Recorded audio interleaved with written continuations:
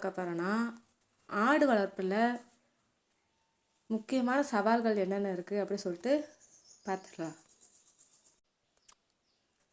ஆடு வளர்ப்பு பல பேருக்கு ஒரு லாபமான தொழில். ஆனால் உண்மையாக பார்த்தா அது வந்து சும்மா ஈஸியான பிஸ்னஸ் கிடையாது.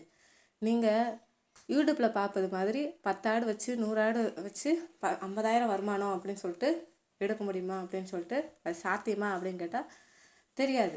சில பேருக்கு அது சாத்தியம், பல பேருக்கு அது வந்து கனவு தான். அந்த ஸ்டோரி எல்லாமே எல்லாருக்குமே பொருந்தாது. ஓகேங்களா? 10 ஆடை வச்சு 50,000 சம்பாதிக்கலாம், இல்லை 100 ஆடை வச்சு மாதம் 50,000 சம்பாதிக்கலாம் அப்படிங்கிறதெல்லாம் எல்லாருக்குமே பொருந்தாது. இந்த வீடியோவில் நம்ம பார்க்க போகிறது ஆடு வளர்ப்பில் இருக்கும் உண்மையான சவால்கள் என்னென்ன, நீங்கள் ரியல் லைஃப்பில் ஒரு அனுபவத்தில் தெரிஞ்சுக்கிற வேண்டிய விஷயங்கள் தான் பார்க்க போகிறோம். முதல் சவால் என்னென்னா, தொடக்கத்தில் சரியான நாலேஜ் இல்லாதது. பெரும்பாலானவர்கள் என்ன பண்ணுவாங்கன்னா, கேள்விப்பட்டதை கேட்டு இல்லைன்னா அவங்க நண்பர்கள் சொல்கிறத கேட்டுட்டு அப்படியே ஆடு வாங்கிடுவாங்க. எந்த இன ஆடு வாங்கணும், எந்த வயசு, எந்த ஹெல்த் கண்டிஷன், இது தெரியாமல் வாங்கினா அது முதல்ல லாஸ் ஆரம்பம். ஓகேங்களா? இதிலேருந்து நம்ம கற்றுக்க வேண்டியது என்ன தெரியுமா? ஆடு வாங்கிறதுக்கு முன்னாடி நீங்கள் ட்ரைனிங் எடுத்தால் தான் சேஃபாக இருக்கும். ரெண்டாவது பெரிய சவால் தீவன மேலாண்மை. ஆடு என்னன்னா சும்மா மேய்ச்சலுக்கு மட்டும் விட்டால் போதும் அப்படின்னு சொல்லிட்டு நிறைய பேர் நினைக்கிறாங்க. ஆனால் அது அப்படி கிடையாது. பசுந்தீவனம் இருக்கணும், அடர் தீவனம் இருக்கணும், அந்த உலர் தீவனம் இருக்கணும், இது எல்லாமே இருக்கணும். இது 3 பேலன்ஸாக இருந்தால் தான் நல்லா வளர்ச்சி இருக்கும். ஆனால் என்ன ப்ராப்ளம்னா, மேய்ச்சல் நிலம் இல்லை, அந்த தீவன செலவு அதிகம், தினசரி பராமரிப்பும் இல்லாது, இதெல்லாம் ப்ராப்ளமாக இருக்கும். இதெல்லாம் சேர்ந்து செலவு வந்து அதிகமாக போகும். ரியாலிட்டி என்ன? ஆடு வளர்ப்பு வந்து செலவு ப்ளஸ் பொறுமை, இது எல்லாமே தேவை தான். அதே மாதிரி உடனே வந்து லாபம் கிடைக்கிற தொழில் கிடையாது.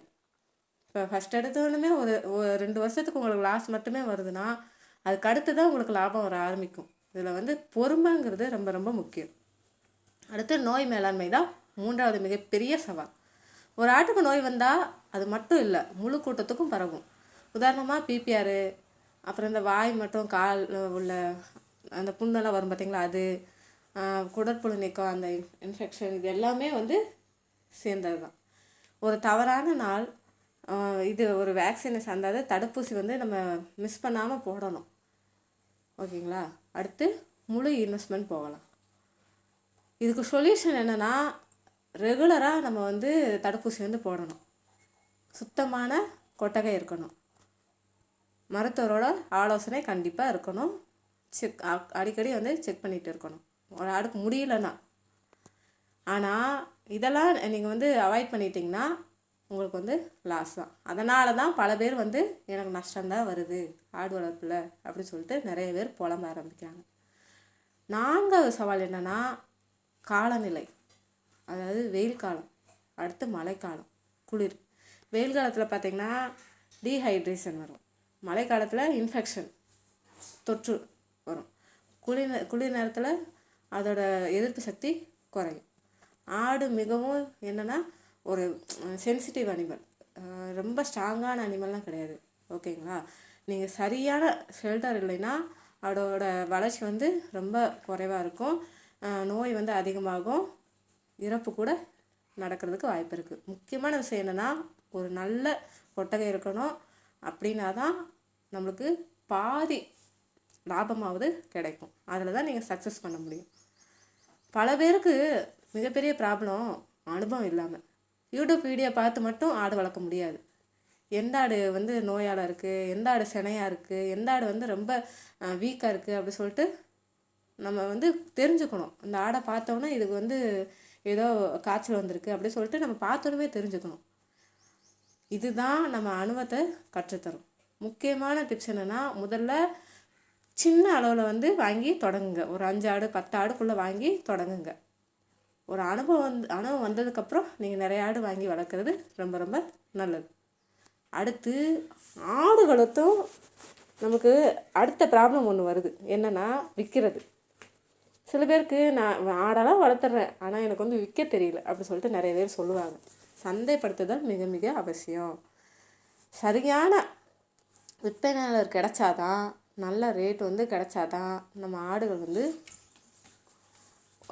ஆடு வளர்ப்பில் வந்து லாபம் பார்க்க முடியும்.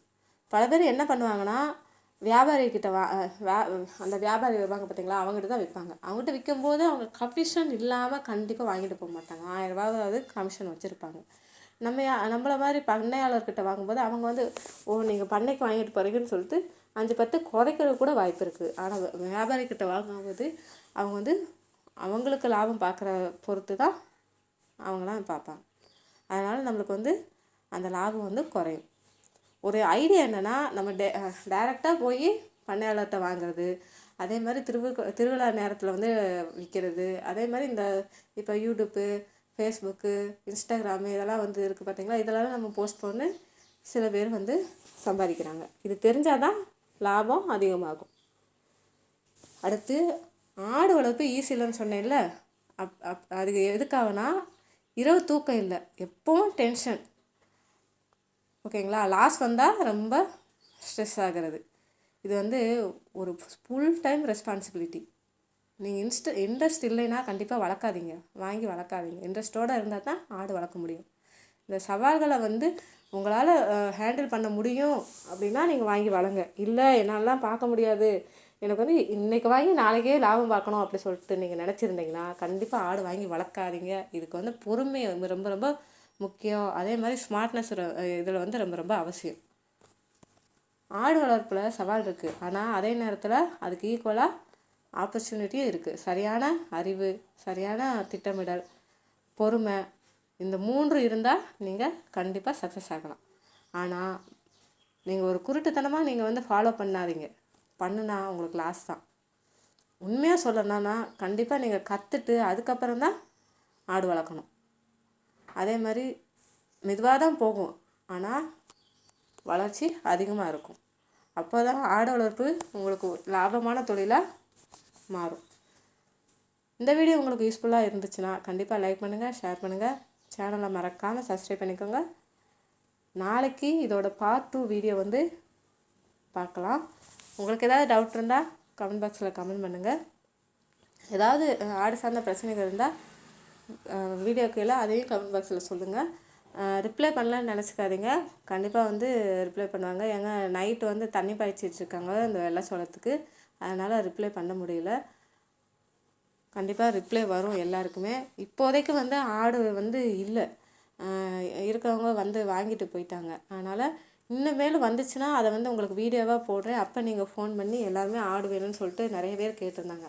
சப்போஸ் இன்னும் வந்துச்சுன்னா கண்டிப்பாக ஆடு வீடியோ போடுறேன், அப்போ நீங்கள் எல்லாருமே ஃபோன் பண்ணி கேளுங்க. என் சேனல் இந்த வீடியோவை கண்டிப்பாக எல்லாருக்குமே ஷேர் பண்ணுங்கள். ஆடு வளர்க்குறவங்க கண்டிப்பாக யோசனை பண்ணி ஆடு வளர்ப்பில் ஈடுபடுங்க.